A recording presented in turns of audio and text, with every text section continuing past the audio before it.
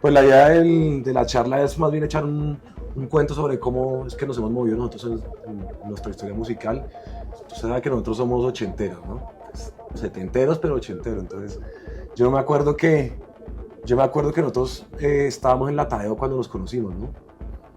Y me acuerdo que usted hacía o tenía, o no sé, no tenía, es más, me encontré con un álbum suyo que usted me dio en un sobrecito buscando en los CDs, marica. Y la que tengo aquí el Javier, el álbum del Javi. Estamos hablando de 1970 y qué, cuando comenzó usted en la música. Yo nací en el 76. Okay. Cuando comencé en la música, quién sabe, tendría por lo menos unos 15 años. Y fue con la gente de mi barrio y con un primo. Y hacíamos como covers y tal, y hacíamos como tratábamos de crear algo como un poco basados en todas esas músicas que escuchábamos y en esa época que escuchábamos. En esa época escuchábamos los Cadillacs, Todos Tus Muertos, pues Aterciopelados, así de lo nacional, Las Almas. Las Almas. A mí me gustaba el rap, yo ya escuchaba rap de hace tiempo, del colegio, yo escuchaba Public Enemy, Enforcers. Me gustaba mucho Two Life Crew, otros grupos así como de esos vocales, Velvet the Boy, esas vainas, todo eso, Boyz II Men, eso me tramaba un resto. Uy, Boyz II Men, qué buena referencia. Eso me tramaba mucho. ¿Cómo era esa famosa de Boyz II Men? Uy, Pero esos manes todos. Sí, bueno. ¿Se acuerda de un man de esa época una banda que se llamaba Onyx? Onyx el rapero. Sí. Claro, ese sí. man estuvo acá en Colombia. De hecho ha venido creo que un par de veces. Un par de veces. Oiga, y de las bandas que son referencia, yo me acuerdo que usted tenía unas canciones en ska, que era ska. ¿Sus principios fueron más ska? Cuando empezamos a hacer esta música, por ejemplo, esta música con mis amigos y con mis amigos del barrio y con un par de primos, eso era como una mezcla de cosas, porque a mi primo le gustaba mucho Depeche Mode y los teclados y los sintetizadores, Kraftwerk y todas esas notas, es muy esa onda. El baterista que teníamos en esa época, Iván Cuevas, que Iván después, con el tiempo, se convertiría en el baterista de The Mills y también de una banda de funky que se llamaba, no me acuerdo, pero era un dueto. ¿Cómo se llamaba el dueto ese de funky de toda la vida de acá? Divagash. Ah, Divagash, claro. Ok, Iván, después, pues, él, mi primo que tiene el proyecto Goske Rex, quien más así como de los músicos del resto, como el resto del parche, amigos, y eso, ninguno siguió en la música. Estos que le digo, sí, pues hicimos más cosas de la música. Y ya después, como este invento como de juego, como esta maricada, digamos que pasó, yo siempre venía con la inquietud de la música desde mucho tiempo atrás, desde el colegio montado en la película de la música, y ya como en el año pues 96, de hecho, como no sé si, el 96 digamos, ahí fue cuando empezó todo con Alerta Camarada. Y con Alerta Camarada las primeras canciones eran como también una especie como de ska, ¿sí? Ahí en esa época, digamos, pues es la reunión con el parche que escuchaba The Clash, Negu Gorriak, Cortatu, ¿sí? Entonces era bacano y empezamos pues a tener una afinidad que se volvió en un trabajo que después duró 25 años, pues finalmente, no con toda esa alineación que fue la fundadora, sino pues bueno, ya lo que va quedando, y hasta lo último ya quedamos dos, y eso duró 25 años y fue bacanísimo, pero fue lógicamente nutrido por ese sonido de los 80s y todo lo que vivíamos, aunque pues la primera banda o la primera vaina sería como en el 91, yo creo, como la primera cosa musical. O sea que estamos hablando que en el año 98, yo recuerdo que a mí me llamó una vaina en la alcaldía, una gente de la alcaldía para una vaina que se llamaba Tomas de Miedo. ¿Se acuerda? Sí. Que fueron como unos prototipos rock al parque que hacían en los lugares vedados de Bogotá. Y me acuerdo que había un man, no recuerdo, Mateo Escampida. Puede ser, quién sabe. ¿Cómo es que se llama ese muchacho de ¿Qué hacía él? El guitarrista de Escampida, David. David, ¿No es cierto? Pues David era el bajista. David, el bajista, exactamente. Y yo pues como que tuve una charla con el man y el man me habló de usted. Pero yo no sabía que usted estudiaba en mi universidad.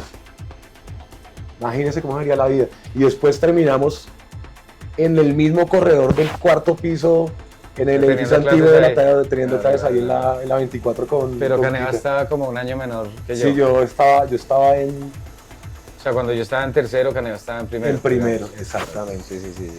Sí, yo recuerdo que yo entré en el año 97, 98, si no estoy mal, 98.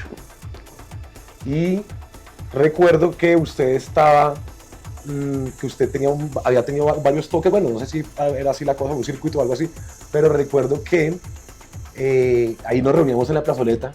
Usted tocó alguna vez en la plazoleta, ¿no? Sí, claro. ¿Cuándo fue ese toque de la plazoleta? ¿Se acuerda? Ese toque de ¿Fue la uno o plazoleta. fueron varios, no? Bueno, yo toqué varias veces, digamos, durante mi vida de la De universidad. la universidad, sí. Tanto en la plazoleta como adentro y bueno, muchas vainas que hice allá con la música también. Pero ese toque, por ejemplo, fue un toque muy especial. ¿Por qué? Porque a ese toque, que lo hicimos a este lado, donde hoy día es el edificio ese nuevo, tremendo, Sí. ahí había como una especie de... La Casa Rosada, que había un templete no, una mini Ahí tarima. había una tarimilla ahí chiquitica Sí. ahí afuera, ahí en esa cosa. Sí. Y en ese concierto, por ejemplo, vino a tocar la percusión Diego Cadavid, Ah, vea el usted. que es el baterista de bueno, mejor dicho, sí, Diego. mi hermano estaba tocando Diego ahí. tocó con nosotros la percusión y son, marica, llegaron un poco de nenas solo a ver a Diego. Qué concierto más chistoso. Yo me acuerdo que había una remamacita en la Tadeo, que era una monita linda, divina, con una cara hermosa y era así toda embobada por ese man. Ese concierto fue bacano. Mujeres muy lindas. Ese concierto fue Y chévere y sí, sería yo por ahí, recuerdo ese. yo creo que sería como en el 98. Bueno, por eso le preguntaba, ¿no? Porque yo recuerdo haberlo visto usted ahí tocando.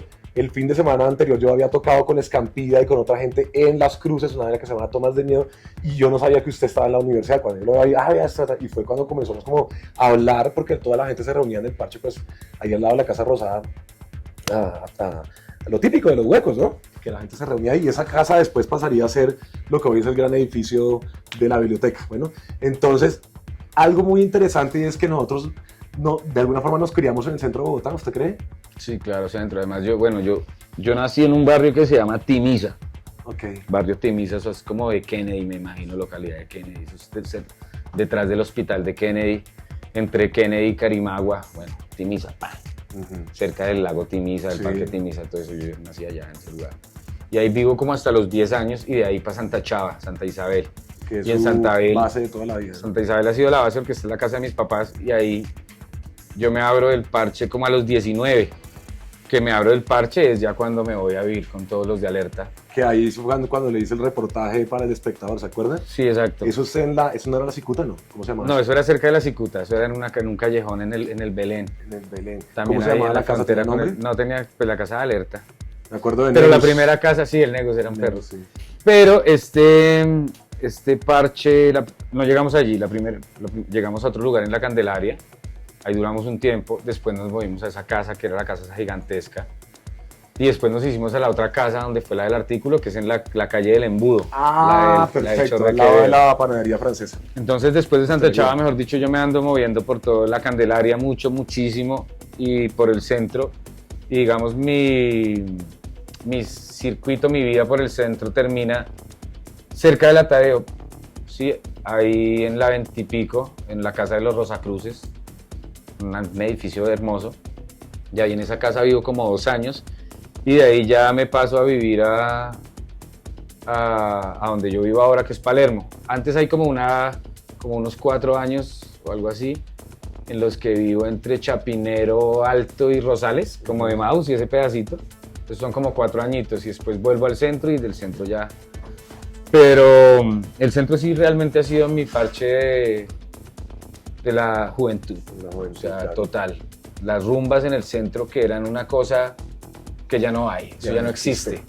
Sí, eran unas fiestas Hemos hablado. severas en unas casas inmensas abandonadas y cada cuarto tenía ahí como una instalación artística, una chimba y había sonido en todos los cuartos, baffles así pegados, una locura. y habían unas escenas recontra bizarras en las mismas habitaciones y en las casas esas. Eso fue brutal. Sí, sí. La Cicuta, Matilde, un montón de casas. ¿Se acuerda del ásperas. El edificio? El edificio también, el edificio pasaron muchas cosas también para nuestra música severas, porque eso hacía parte del parche, Quiebracanto. Bueno, todo ese circuito de la Candelaria fue importante. ¿Se acuerda de la escena musical cuando era pelado ahí en el centro? Yo recuerdo lo que le decía ahorita, el centro comercial 2019, que uno iba con el cassette y grababa la música. Claro, mordiscos. ¿Se acuerda usted alguna vez fue con su cassette y grabó alguna cosa o compró vinilos o qué? Yo era más de comprar vinilos, todavía lo soy. Sí. Y de tener cassettes también, todavía tengo. ¿Sabe cuál fue el primero que yo tuve? También. El primer cassette que yo tuve grabado, uno de pelado, uno de una banda que se llama Sumo, de Luca Prodan. De los de Argentina. De los argentinos. Me acuerdo mucho que había una canción que se llamaba La Rubia Tarada, que era una vaina un poco lo que dice man, y ese man, esos mismos años el man se murió, ¿no? El man se murió en el 90, si no estoy mal, 80 y algo, ¿no? Me parece interesante porque el 2019 fue también casa para mí, porque yo tenía un tío que vivía en el edificio Brocoil, arriba de la Olímpica, sí. Tercera con 19. Procoil. Y bajaba, Procoil 1 y Procoil 2, claro. Y uno bajaba ahí al 2019 y encontraba la música. Yo recuerdo muchas referencias del ska de esa época. Yo recuerdo que un cassette de los Scatalites lo conseguí ahí. Y fue como mi relación con el ska y de alguna forma la entrada hacia lo que era el mundo del reggae. ¿Usted se acuerda de algo interesante de ahí del 2019 respecto al tema de la música, como le acabo de contar más o menos? O de la 19. Exacto, de la 19. De Vía Libre, por ejemplo. Vía Libre y Omni 19, exactamente. Y allá donde los discos, pues estaba Beatles, que todavía me imagino que está, con Manuel, pero ese man siempre tuvo buena música, o ha tenido siempre una buena colección musical. Vicente, que era también el de las gafitas del pelo largo. Sí. Ese man durante años estuvo haciendo el aguante. Y los del almacén que quedaba hacia allá entrando, que eran unos hermanos, que uno de ellos se murió. Ese era el almacén más recontra chimba, o es, porque hace rato yo no voy. ¿Cuál era? No me acuerdo, el de los monos altos, que eran dos hermanos, que uno en un lado encontraba salsa y al otro lado encontraba de todo. Uno de ellos falleció. Sí. Severo, esos manes era severo. Ahí se encontraba una música muy del putas. Y ahí, por ejemplo, ahí, en la época de la banda Alerta Camarada, cuando sacamos nuestro primer disco, ese lugar era para nosotros súper importante, porque llevábamos y vendimos muchas copias, vendimos miles de copias de nuestro disco, de nuestros primeros discos, de hecho. ¿Cuántos discos son? Con Alerta. No, yo no sé, un poco también. Sí, más de 4. Sí, claro. Sí, no, yo tengo un sencillo que le son como 13 publicaciones o 14, una cosa así. Y bueno, Javi, hablando un poco de eso, entonces ahí en el 2019 y todo eso, digamos que uno ahí como que hizo un poco de cosas y Chapinero también es parte de uno, ¿no? Pero entonces yo recuerdo un poco esa escena musical, esa óptica estaba hablando, por ejemplo, de Las Almas. Para mí Las Almas es una referencia muy interesante de nosotros como músicos. Yo recuerdo mucho el tema de Rata Muerta, que era como una cosa como muy intergeneracional, pero pues yo realmente crecí en galerías, pero el eje de mi vida era el centro, porque ahí estaba la familia. Y entonces recuerdo lo que había dicho, lo vi tocando usted, estábamos ahí en la Tadeo, estaba el Omni 19 y había una movida ochentera muy punkera. ¿Se acuerda? Que era una vaina un poco más seria, ¿no? Creo que había unos anarcos más serios, ¿no? Y respecto a políticamente hablando también, ¿no? Lo que pasa es que el que quería las cosas tenía que buscarlas realmente. Ahora pues la vida ha cambiado tanto que uno solamente está a un clic de distancia de cualquier cosa, ¿sí? Pilla. Pero ese clic y esa cercanía con lo que uno ve en una pantalla está muy lejos de la realidad, del vivir, de la experiencia, ¿sí? Entonces, cuando nosotros fuimos empezando ciertas vainas, las bandas, las formas de hacer las fiestas o ciertas cosas que ya hoy no son como ahora, era diferente. Cuando uno le decía a alguien, pille, uno hacía un flyer, y el flyer era cogiendo recortes del periódico y pegando acá y haciendo dibujos y tal, y uno sacaba un molde y eso lo fotocopiaba, hacía su engrudo y lo pegaba en las paredes, lo llegaba, y aparte también uno entregaba mano a mano a la gente. Entonces uno le entregaba a la gente y el que decía que iba, uno después lo pillaba e iba. Sí. No era como el like, que ahora que le dan like y ya, y esperan a que uno publique y rum, ponen la... ¿Sí me entiende? Sí. No, la gente iba, entonces había una curiosidad también de qué está sucediendo con la música y tal. Sí, era una cosa severa. Bandas, muchas. Bandas estaba digamos que Aterciopelados, que venía de Delia y los aminoácidos y todo eso. Ujú. Yo ahí estaba pequeño. Yo ahí estaba pequeño porque yo ahí realmente tenía 14 años en esa época. ¿Sí? Entonces, cuando íbamos a los lugares, íbamos recaletos y nos tocaba, pues, ni siquiera creo que en esa época no, había unas contraseñas de cartón, todas banderas ahí, Sí, sí. falsas, unas maricadas ahí, y eso ni le pedían a uno, ya lo empezaban a conocer, había muchos parches en esa época, estaba el parche de la gente de la Quinta, Ujú. que eran los de la Perseverancia y tal, entre esa gente hay hoy día unos manes que son músicos súper ásperos, redestacados, brutales, como Sebastián Monsalve, sí, o sea, hay gente re áspera. Que después ellos formaron Curupira y todo ese parche, ¿sí? En esa época estaban los bares ¿Se acuerda de TVG, Floristeria? TVG, Floristeria, Transilvania, bueno, ya más adelante vinieron las moscas. Bolívar, el de la 32, el de las hermanas de Raúl, Campo Elías. Campo Elías. Vértigo Campo Vértigo Elías. Campo Elías, muy bien. Era una chimba. Y en esa época entonces sonaba B-52s, Pixies, Violent Femmes, Primus a la lata, los Kailas, The Clash, Bob Marley, James Brown. Era severo, era una miscelánea de música severa, pero toda como que tenía una vibración que era importante como en ese momento y pues influenció un montón de gente. Las Almas hacen parte de eso. Me acuerdo es que una banda que se llamaba Crisálida. Marlo Ávil. Marlo Ávil. O sea, un montón, la derecha. ¿verdad? La derecha. Oiga, y un poco en todo ese...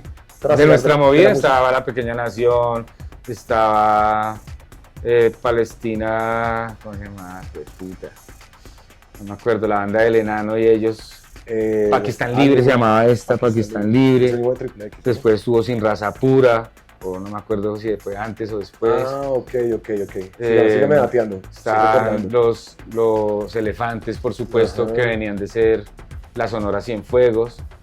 Estaba Escartel, que todavía los manes tocan, Desarme, que todavía toca. Ajá. Estaba los manes de Los Santos Indeseables, otra banda de ska. Estaba, la Cera Matacera, que todavía toca. Un pocotón de gente. Y nos venían a ver a los conciertos los chinos de Doctor Crápula, que no sé si todavía ellos venían a nuestros conciertos a vernos y de público, y venía otra gente y uno los veía y después ellos hicieron también sus bandas y tal, que es lo que es como lo normal Se también. movió la cosa. Porque ahí hay una vaina muy interesante respecto a lo que es, digamos, la música y la bogotanidad, ¿no? Y cómo se movió uno, o se mueve uno en la séptima, en la calle, que pues uno termina siendo con la música como un actor político y que muchas veces uno no se da cuenta, sino que ya con el pasar de los años se da uno cuenta que uno está también haciendo parte de ese movimiento, de esa cosa inconsciente que la gente está viendo en la calle, que la gente, por ejemplo, la gente lo está viendo a usted en las redes sociales, o lo está viendo en los videos nuevos que tiene, y la gente le está pillando lo que uno está, o lo que usted está cantando. Si usted está cantando algo que tiene que ver con que tiene contenido social, hay gente que se asocia con eso. Respecto a eso y a lo último que sacó, que me parece muy interesante porque me parece que es como una compilación de todo eso que estamos hablando, ¿no? Años y años de vivir en la misma situación político-económica, ¿no? ¿No le parece? ¿Qué cree usted frente a eso? ¿Por qué lo sacó? No le cantamos al culo, no le cantamos a las tetas, no promovemos el tusi, y mucho menos las pepas. Es una realidad porque donde el silencio se esconde, la violencia crece, todo se corrompe. Eso dice la canción. Suspiros de agonía será el final de la poesía, porque pues ahora le dan el premio al compositor del año a un man que sus composiciones en realidad no, pues, creo que no representan lo que la literatura tan grande es, y mucho más en la música, ¿no? Sin embargo, eso es un mercado que tiene que ver con negocio, con dinero, que se mueve de una forma diferente que muchas veces uno ni siquiera lo entiende, entonces es difícil, pues, como poder abarcar todo ese concepto de lo que significa el mercado musical, ¿no? Nosotros afortunadamente, y yo desde siempre, pues he tenido una postura más que política social como de mi vida, porque pues la política va implícita en la vida. Esto es política, cuando uno va a la tienda y entonces va a comprar algo y paga, eso es política, y etcétera. Sí. Entonces hay decepciones dentro digamos, la cosa de la política también, porque a veces uno sigue a un líder político y resulta que es una estafa, o a veces uno va por alguien y ese alguien por el que uno va que debería tener, como que no lo apoyan, o etcétera también, ¿cierto? Por la misma situación del país que nos muestra una realidad de corrupción, de mentira, como de zozobra, de incertidumbre, no sabemos si el país para dónde va, si sí o no, pero finalmente a veces por andar pensando en esas cosas, en esos factores como de entretenimiento, nos olvidamos que los que hacemos el país somos nosotros. Entonces siempre yo he querido pues proponer algo. ¿Cómo? Pues con la música, con las letras, con lo que hago, con lo que soy, como en mi vida. Que uno no es perfecto, si pilla, uno tiene un montón de efectos que yo a veces pienso y yo digo, uy, Dios mío, y tal, y a veces quiero también decirle a toda la gente que con la que he tenido cualquier tipo de rayo, alguna cosa, perdónenme, puta. A nenas a las que uno de pronto también ha tratado mal en el mismo romance y en las mismas cosas, que de pronto uno no les ha correspondido a ellas como se ha debido, o de pronto también al revés, ¿sí me entiende? Porque es una cosa, y yo quisiera pues poder pedir perdón para poder seguir adelante, pero pues también son cosas como de la vida, ¿no? Uno tiene que, hay cosas que hay errores que uno nunca vuelve a cometer y maricadas, así que uno pues creo que necesita cambiar y finalmente a veces la música le permite a uno exorcizar esa vuelta y a través de las canciones decir eso, como que, hey, marica, tal, o te amo, te quiero, abracémonos, o vamos para adelante, o despertémonos juntos, o toda esa vuelta. Entonces... Es bien, bien interesante porque justamente ya como parte así como de la parte final de esto, estábamos hablando con Alejo y con Julián respecto a el negocio de la música, cómo ha cambiado y cómo nos está afectando justo lo que usted estaba diciendo, desde el trasegar de los años 70, 80, 90, 2000, 2010 hasta 2020, cómo nos ha impactado este nuevo mundo de la música. Usted está vendiendo una canción, usted está vendiendo un show, tenemos un proyecto que se llama Triángulo de Poder, que es trabajar con la gente y cómo estamos entonces vendiendo la música, ¿no? En general. Nosotros ahorita tenemos una canción, estamos lanzando que se llama Míralo, y la canción tiene así, una cosa que es un contenido de uno. Dice, un universo, un sistema, un sol, una luna, una tierra, un continente, mi país, un territorio va a seguir en la casa buscando la comida. Mi tierra el porvenir, mis palabras va a salir, mi madre, mi padre, mis hermanos, mis abuelos, con mis amigos, bailando con el gato y con el perro. Y en una noble reunión, todos juntos vamos mirando al cielo. Míralo, míralo. Es eso. Yo cómo hago para que la gente, ya sabemos el camino, para dónde, pues vamos, no sabemos para dónde vamos, pero vamos para algún lado con lo que estamos haciendo. ¿El negocio de la música sí va para allá? El negocio de la música va para donde lo quieran manejar los manes que lo dominan, ¿sí pilla? Porque, por ejemplo, nos han dicho en el último tiempo que internet y que las redes nos permiten como una horizontalidad, ¿sí pilla? Como un equilibrio. Entonces uno puede hacer muchas cosas y puede llegar a la misma que los otros grandes artistas. Sí. Pero no es una realidad porque ahí también hay como una especie de payola, ¿sí me entiende? Hay también como una especie de payola ahí porque si los manes, a ver, por ejemplo, usted saca su canción, esa que me acaba de cantar, sí. Míralo, listo, entonces saca su video y lo pone y tal, y usted tiene 100.000 pesitos, usted dice, uy, le va a meter estas 100 lucas, entonces 20.000 el lunes, 20.000 el martes, 20.000 el miércoles, 20.000 el jueves y vamos a repartir los otros 5.000 viernes, sábado y domingo. ¿Sí? Pero hay unos manes que le están metiendo de $100.000, ¿se me entiende? A sus canciones. Entonces esos 100.000 pesitos que usted le metió, de pronto se lo va a ver, aparte de su papá y su hermana y sus hijos y la gente que lo quiere, algunas otras personas. Pero realmente no es que eso cree alguna vaina, ¿sí pilla? Entonces, a mí me parece que es como un juego mentiroso, ¿sí pilla? En el que necesitamos lógicamente las redes para poder hablar y necesitamos las nuevas tecnologías precisamente para poder llegar con el mensaje más lejos. Sin embargo, ya nos estamos dejando es como agobiar mucho por esa nota. O sea, no somos ya lo que somos si no tenemos los recursos tecnológicos y tal. ¿Sí? A pesar de que ha evolucionado entonces, y hay más tecnología. Entonces, bandera, ¿sí? Sí, claro. Bandera porque si no tenemos eso, entonces ahora ustedes números. A ver, miremos, vamos a llevar a ese man a ese concierto. ¿Cuántos números tiene? Entonces, números, ¿qué es? ¿Cuántos oyentes? ¿Cuántos likes? ¿Cuántos clics? ¿Cuántos comentarios, cuántos views, ¿sí pilla? Entonces nos volvimos finalmente lo que siempre hemos sido, porque cuando uno pela la cédula, le dicen, ¿usted qué número es? Exacto. 79 tal, no sé qué, ¿sí pilla? Entonces nos volvimos cifras, seguimos siendo cifras, pero cada vez pues es menos oculto la realidad de que, pues marica, somos una cifra y esa cifra en un momento pasa, ¿sí pilla? O sea, entonces si uno se monta en la película que del mercado y que de la industria y tal, pues tiene que estar en el juego de la industria, y que es lo que la gente pide en la industria, números. ¿Sí pilla? Y los números, ¿cómo se consiguen? Haciendo lo que la industria necesita que uno haga. Entonces usted así no me gusta. Usted se va a poner la barba de colores y se va a pintar las uñas y se va a vestir acá, aquí así, y entonces ahí miramos y entonces sí, la parte de género, usted cómo se siente, hombre o mujer, o más o menos qué tal, y entonces lo van acomodando a lo que ellos necesitan, porque hay una agenda global que hay que cumplirse, ¿sí pilla? Y la tienen que cumplir, y eso se tiene que cumplir de aquí a un determinado tiempo, y eso va a pasar sí o sí, así uno quiera, a las buenas, mientras vemos películas, mientras nos comemos la tal, mientras nos tomamos la gaseosa, mientras eso va pasando, ¿sí pilla? Ahora, existe la posibilidad en que usted haga sus cosas, ¿cierto? Disfrute su proceso, entienda quién es usted y no sueñe meterse en los pantalones del otro porque yo quiero ser Javier.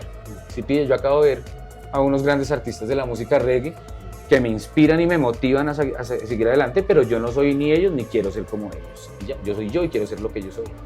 Porque ni tengo el sonido de ellos, ni tengo la infraestructura de ellos, yo solo tengo la amistad de ellos, y con eso me basta para yo poder venir acá y entregar esa experiencia a mi parche y seguir siendo lo que nosotros somos, con la influencia de lo que somos, con lo que sentimos, con nuestras propias experiencias, y pilla, y transformándolo a nuestra realidad. Entonces yo aprendí eso, si pilla, yo vivo lógicamente con el caminar de mis días, pero yo estoy haciendo algo que yo soy el que lo está proponiendo. A mí nadie me está diciendo que yo tengo que hacer así, ni que, es que haga la fórmula, la canción, la fórmula, ¿qué tal? ¿Sabe que la fórmula es un hijo de puta culo? Sí, que eso es lo que iba a la conversación. ¿No? Entonces nada. Eso es una cantidad de variables que la ecuación funciona, pero no funciona. Exacto, entonces la ecuación es, ¿sabe que la ecuación es la felicidad?